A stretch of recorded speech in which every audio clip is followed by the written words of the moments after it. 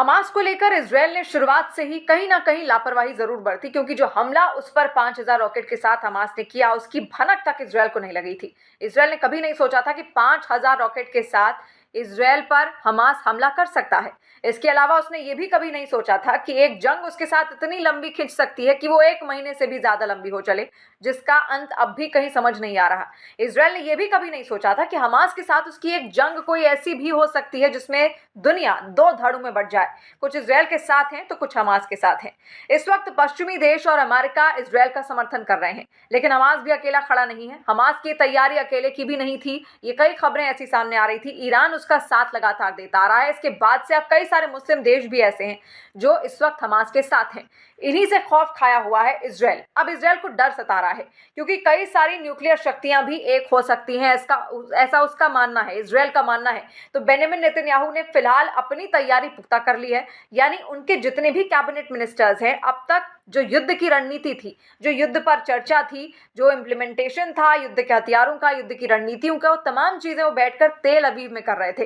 तेल अवीव राजधानी है इजरायल की। ऐसे में जितने भी महत्वपूर्ण काम होते हैं या जितने भी वहां पर डिपार्टमेंट्स हैं, जो बड़ी बड़ी मिनिस्ट्रीज हैं, वो तेल अवीव में ही मौजूद हैं। लेकिन ये सारा खेल शुरू हुआ था जेरूसलम में बने अल अक्सा मस्जिद की वजह से। ये जो ऑपरेशन हमास की ओर से चलाया जा रहा है, इसको उन्होंने नाम भी दिया था अल अक्सा फ्लड, यानी कितनी तबाही वो मचा देंगे कि किसी भी तरीके से अल अक्सा को अपने कब्जे में कर ले, क्योंकि अल अक्सा जो आता है वो वेस्ट बैंक के क्षेत्र में आता है। ऐसे में जेरूसलम की अगर हम बात कर रहे हैं, जेरूसलम का जो हिस्सा है, आपको बता दें उसके आसपास बहुत सारी फिलिस्तीनी बस्तियां थी, लेकिन उन पर इजरायल ने अपना कब्जा कर लिया। और इस कब्जे के बाद से ही वहां पर तनाव का माहौल है, क्योंकि जो फिलिस्तीनी है वो कभी नहीं चाहते थे कि यहूदी उनके क्षेत्र में इस तरीके से कब्जा कर लें, लेकिन इजरायल ने कहीं ना कहीं अपनी मनमानी वहां पर दिखाई और तमाम क्षेत्रों को अपने कब्जे में कर लिया। इसके बाद से ही ये तनाव शुरू हुआ, क्योंकि हमास समर्थन करता है फिलिस्तीन का, और वो कहता है कि वो फिलिस्तीन के लोगों के लिए ही लड़ रहा है। इसीलिए वो चाहता है कि अल अक्सा मस्जिद आजाद हो, जेरूसलम का जो हिस्सा है वो आजाद हो, और जहां जहां पर इल्लीगल तरीके से इजरायल ने अपने कब्जे जमाए हैं फिलिस्तीनी बस्तों में, वहां से वो भी हट जाएं।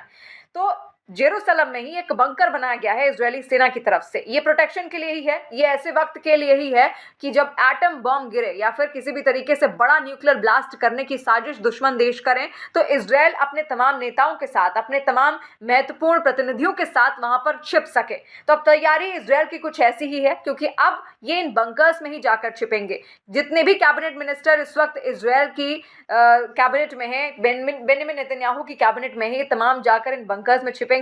और ये बंकर बनाया कुछ ऐसा है कि कितने भी इसमें एटम बम के हमले हो जाएं या फिर न्यूक्लियर अटैक अगर करने की कोई भी दुश्मन देश कोशिश करे, तो न्यूक्लियर अटैक यहाँ फेल हो सकता है। इस बंकर को भेद कर ये न्यूक्लियर अटैक अंदर उनको कोई नुकसान नहीं पहुंचाएगा, यानी कि पूरी तरीके से जो भी इस बंकर के अंदर है वो महफूज है।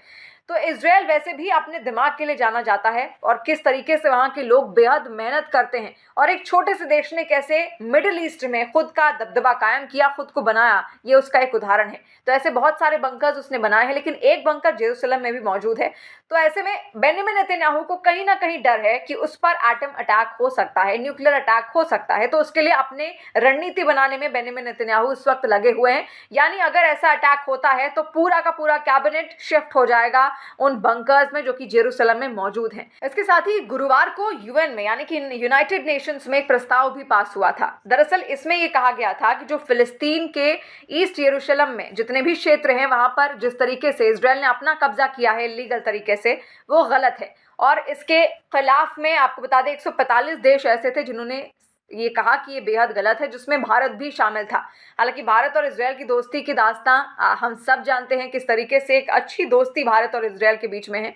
और इसके अलावा 18 ऐसे देश थे जो इस वोटिंग से दूर रहे, और 9 देश ऐसे थे जिन्होंने इसके खिलाफ प्रस्ताव पास किया। यानी कि उन्होंने कहा कि जो इजरायल ने कब्जे किए हैं फिलिस्तीन पर वो सही हैं, लेकिन भारत ने इसको सही नहीं ठहराया, जिस तरीके से फिलिस्तीन के कई सारे क्षेत्रों में इजरायल ने कब्जा किया है। तो इसको लेकर भी अब तनाव का माहौल बना हुआ है, और कहीं ना कहीं इजरायल अब अपनी रणनीति बदल रहा है। उसको ये डर है कि अगर ये तमाम देश एक साथ आ गए तो उसके लिए खतरा हो सकता है, क्योंकि रूस कह चुका है कि वो उसको हथियार देगा, और रूस एक ऐसा देश है जिसके पास बहुत सारे न्यूक्लियर एटम बॉम्ब्स हैं। तो ऐसे में न्यूक्लियर अटैक उसकी ओर से किया जा सकता है। इसके अलावा पाकिस्तान भी ऐसा देश है, एकमात्र ऐसा मुस्लिम देश जिसके बाद जिसके पास न्यूक्लियर बॉम्ब्स हैं। तो ऐसे में न्यूक्लियर हथियार और वेपन्स का इस्तेमाल अगर पाकिस्तान और रूस मिलकर करेंगे और इजरायल को अगर खत्म करने में वो हमास का साथ देंगे तो इजरायल का क्या होगा, इसको सोचकर ही कहीं ना कहीं उसने अब अपनी रणनीति बदली है और ऐसे में अब अपने तमाम मिनिस्टर्स को वो जेरूसलम में मौजूद अपने बंकर में छिपा देगा।